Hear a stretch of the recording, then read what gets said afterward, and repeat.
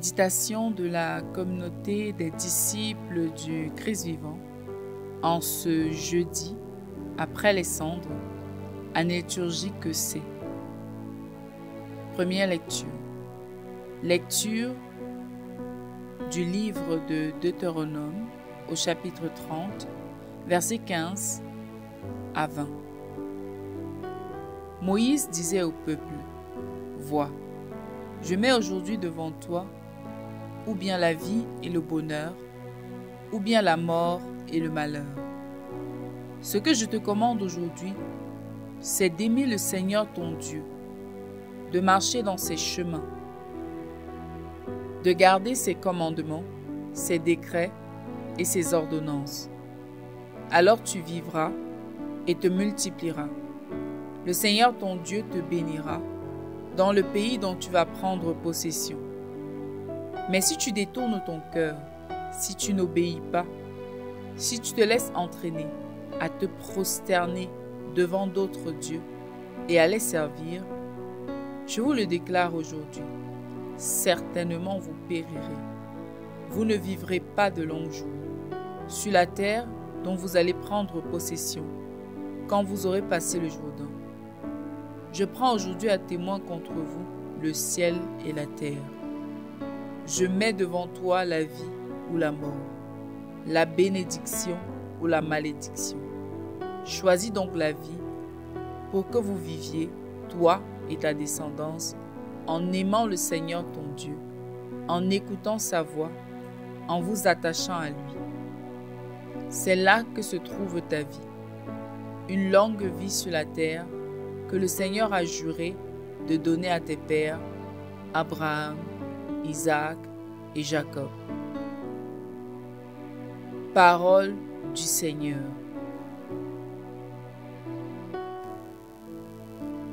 Méditation.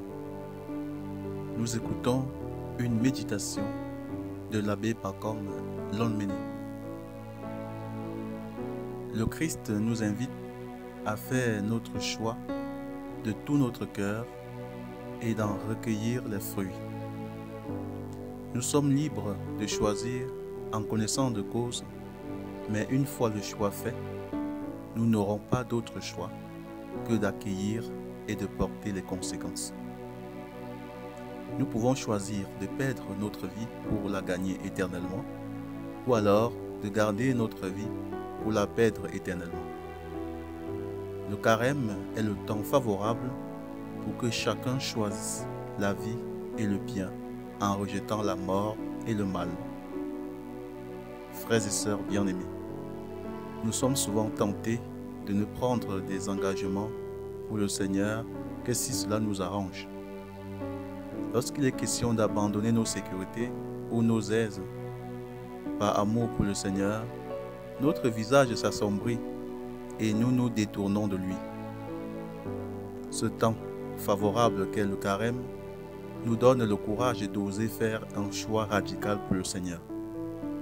Renoncer à nos mauvaises habitudes, même les plus endurcies, qui nous destinent à mourir, et choisir courageusement la fidélité au Seigneur qui nous garantit la vie et le bonheur pour toujours.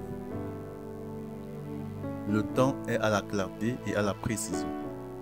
Notre choix doit être sans la moindre ambiguïté.